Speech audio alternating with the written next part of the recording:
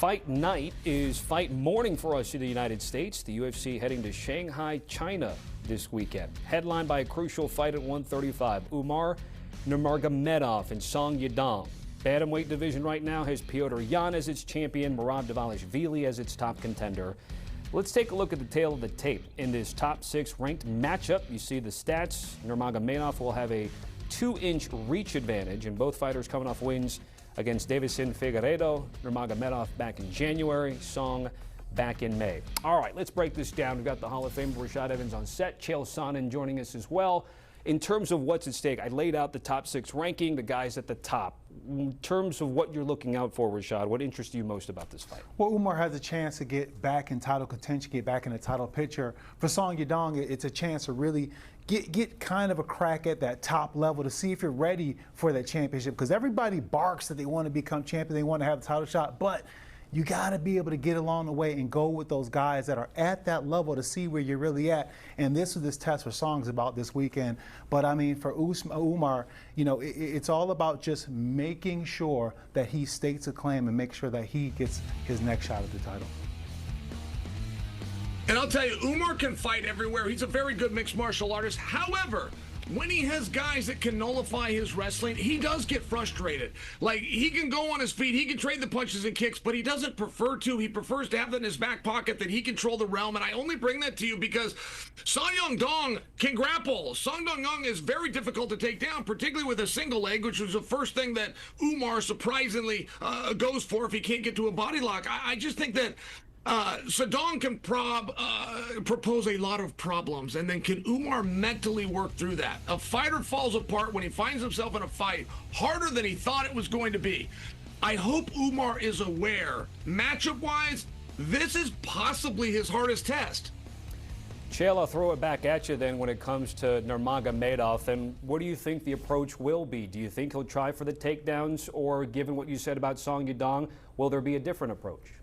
He's definitely going to go for the takedowns. What I'm suggesting for you is he's going to fail. He's gonna miss 2 or 3 of them, but he'll get the 4th and the 5th attempt. Like, he can get him down. It just takes so much effort and energy, and then you get stuck in the game. The old basic, you know, who's got the longer reach? That's Song Yadong.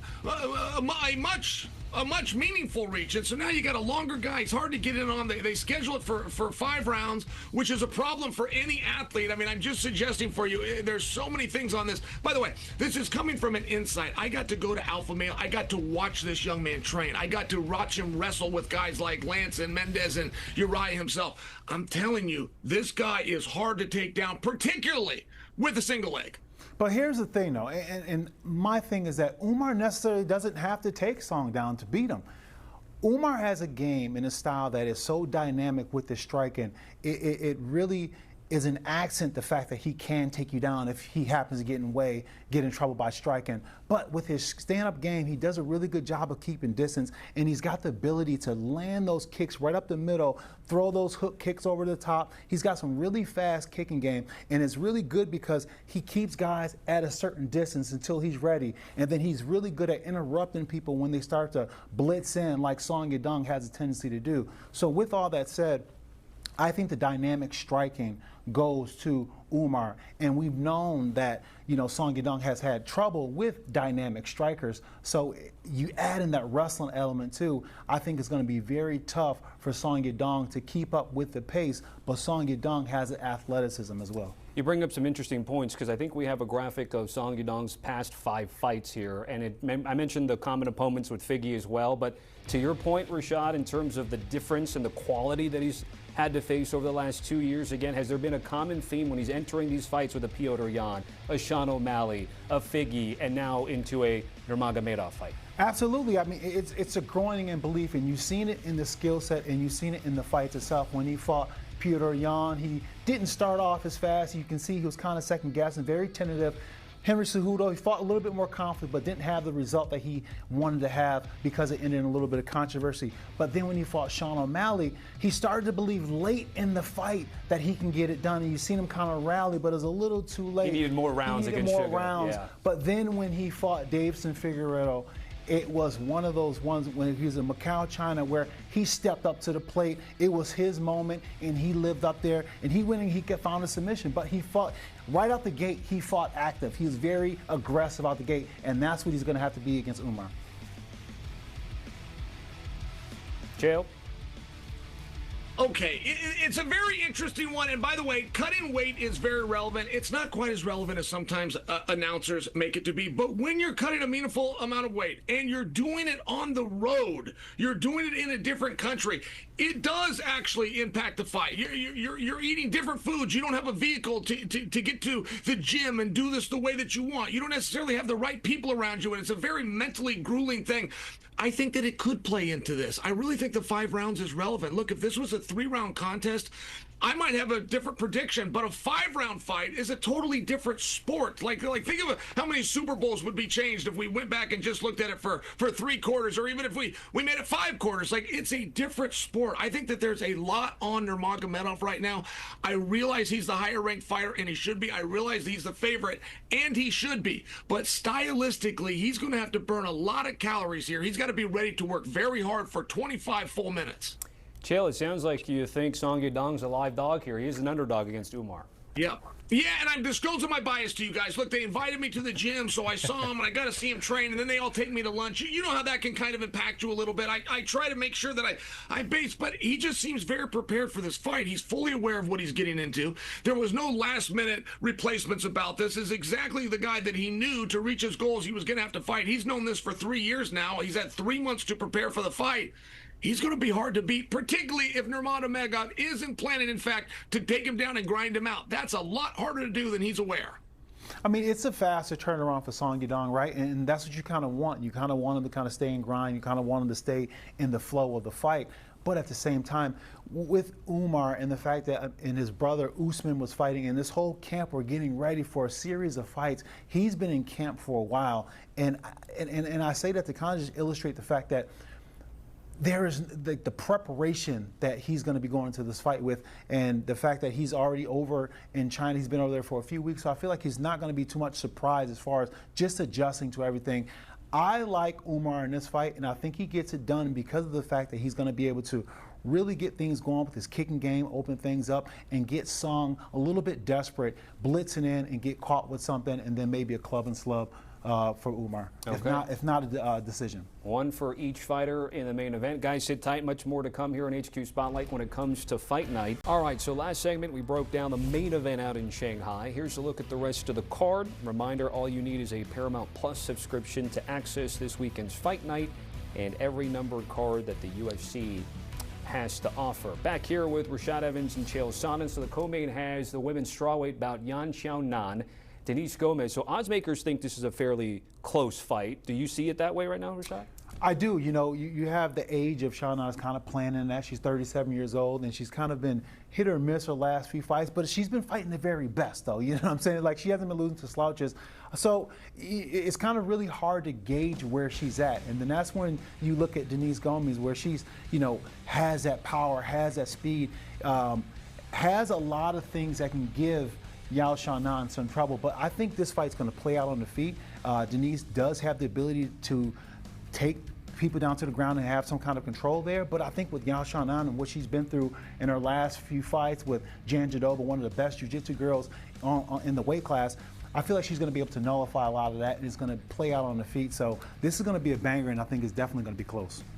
Yan is ranked meaningfully higher. I mean, 10 spots is very meaningful, but the odds makers don't quite see it that way. And even if she's the favorite, the odds makers have it a lot closer. I love when the rankings room and the odds room don't get along, by the way. But Denise has a way to go in this fight. And I'm going to come back to my round comparison. If this was a 5-round fight, it might be something different. But Denise can get on top of her. She can gain favor with judges. She can control enough of the action. It's a little bit of an uphill battle, but, you know, Denise is younger. There's something on her side. And by the way, there's no such thing as home court advantage in MMA. It is a disadvantage. It's a disadvantage to be in front of your people that you've told them how tough you were your whole life. Now they're all asking for tickets and you got to go out and make the walk. I like Denise's spot. I agree she's the underdog. I agree she's up against it. I like a lot of her numbers, though, particularly her youth.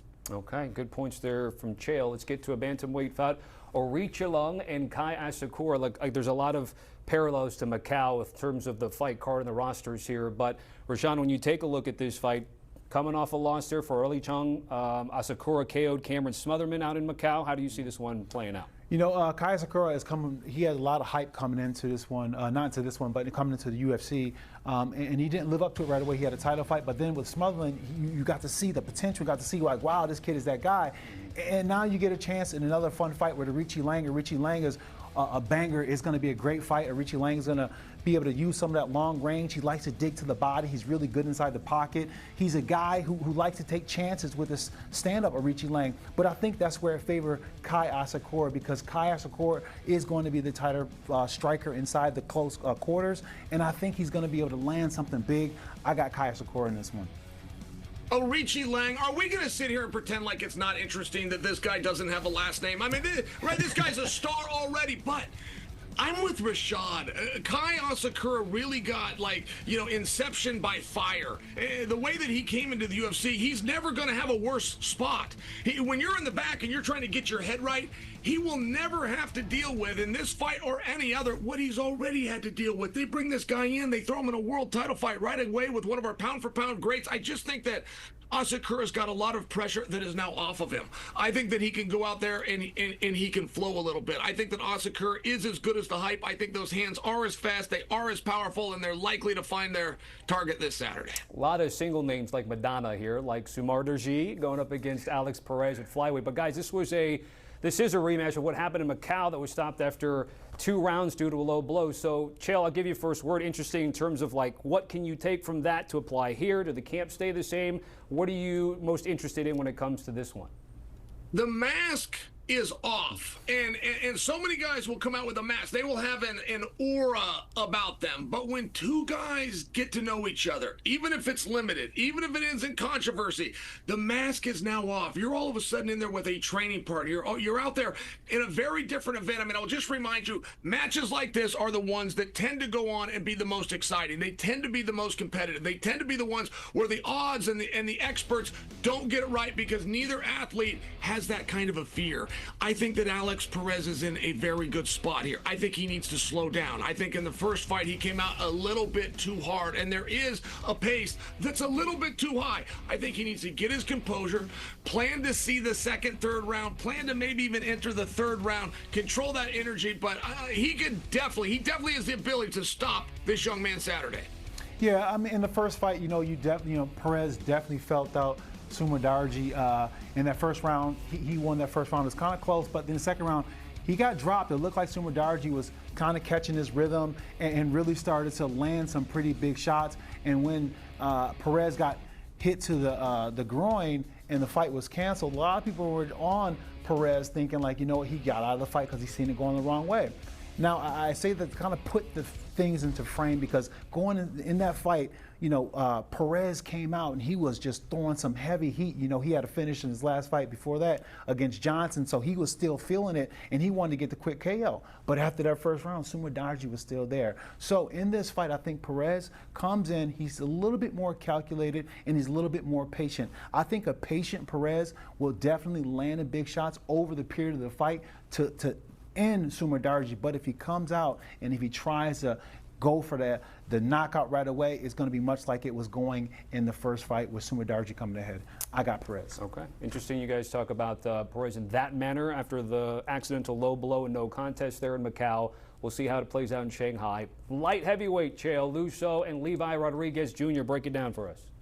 All right, I was studying these guys last night. I must tell you, I wasn't overly familiar, and I knew you were going to ask me with this, and it kind of seemed like a traditional matchup to me. Like, Rodriguez does some good work on his feet with his hands, but that's only because he wants to get a hold of you. He wants to get a hold of you and get you to the ground, and if Luce Lee can keep it standing up, I mean, right, it's one of these boring analysis that goes back to 1993, but it really does matter where this fight's at. If it's on the ground, it favors Rodriguez. If they can keep it standing up, I think that it favors Luce Lee.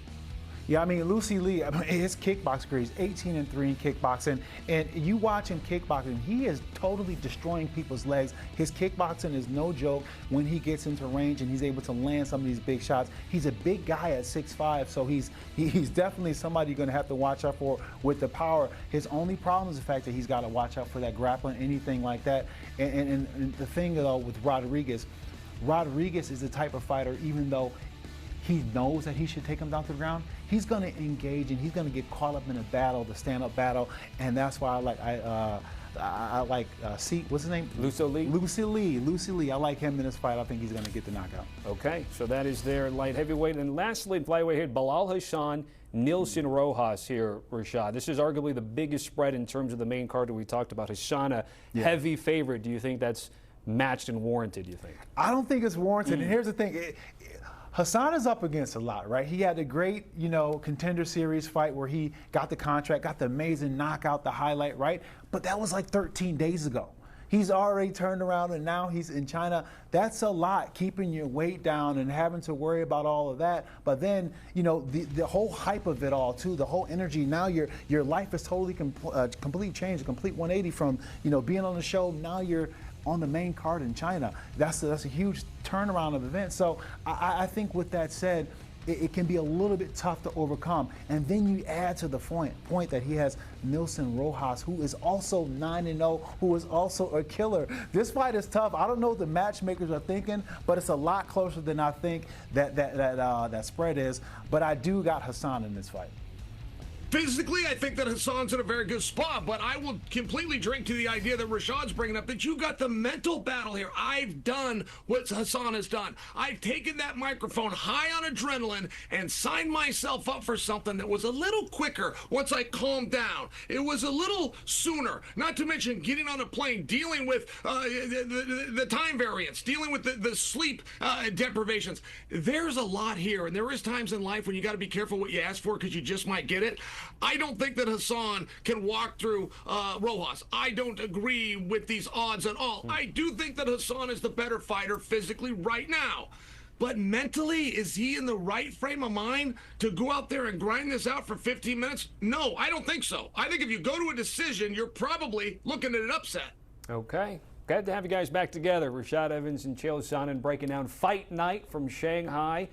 And as you see the graphic there, main card starts at 6 a.m. Eastern, and the prelims start at 3 a.m., so West Coasters can just stay up late if they want. Get that Paramount Plus subscription and get all of the content the UFC has to offer.